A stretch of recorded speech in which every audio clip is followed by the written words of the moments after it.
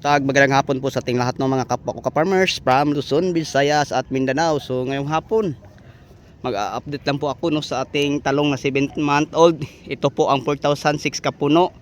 Kung saan mga kapwa ko ka-farmers, marami ng beses na napipitasan. So ito na po siya. Sobrang init na po dito sa amin. Tuyong-tuyo na. So need na po sa ating talong ang tubig. So kahit may katandaan na ito mga ka-farmers, sobrang dami pa din ang bunga na ating makikita sa mga bawat puno. So yung talong natin mga kapwa ko ka-farmers, na pahinto po ang pag-spray mga 1 buwan na. Pero kahit napahinto ang pag-spray, maganda pa rin ang mga bunga niya. Then tuloy lang namin ang pagdidilig ng fertilizer. At saka yung pagdidilig ng tubig, parang 3 linggo na wala. Siguro bukas ano namin to, no? I-refer para madiligan, ma-sprayhan. Tanggalin namin lahat yung mga malilit na bunga. So ito na ang kanyang mga bunga na may natanggal, nakuha, no? So kapon napitasan to siya na sa mga 700 kilos. Ano? Tapos may pa isa-isang tusok. So yun po, no, mga ka-farmers, ang may update ko. Sobrang kapala po at tangkad nito. Kahit isa mo pa ang kamay mo, lagpas pa din, kasi kitang kita yung tie wire na lagpas tao, lagpas pa din sila. So mga kapwa ko ka-farmer, share ko lang po sa inyo, maganda din ang mga talong natin na may tying. Kahit pinipitasan natin kahapon, kita natin ang bunga, marami pa din.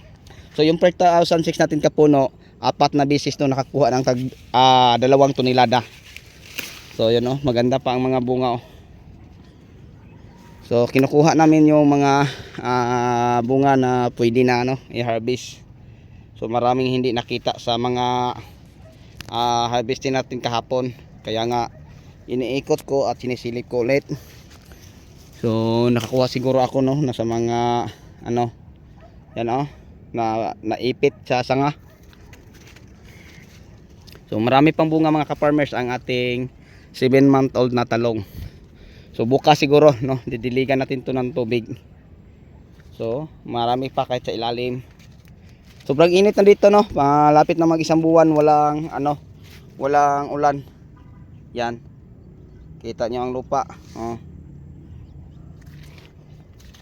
So yun lang po mga kapwa ko ka-farmers, mga ka-viewers, ang mai-update ko sa ating tingnan nyo sa ilalim ng mga dahon. Marami pang mga maliliit na bunga. So yun lang po ang may update ko sa inyong lahat ng mga ka-farmers, mga ka-viewers. So lagpas tao, kasi kaway mo pa ang kamay natin mo, lagpas pa din. So marami pa ding bunga kahit may katandaan na 7-month old. Pero tingnan nyo ang bunga, maganda pa rin. So yan po, tanggal po ako ng mga hindi nila nakita sa harvest kahapon. Yun po mga ka-farmers, magaganda pa ang bunga.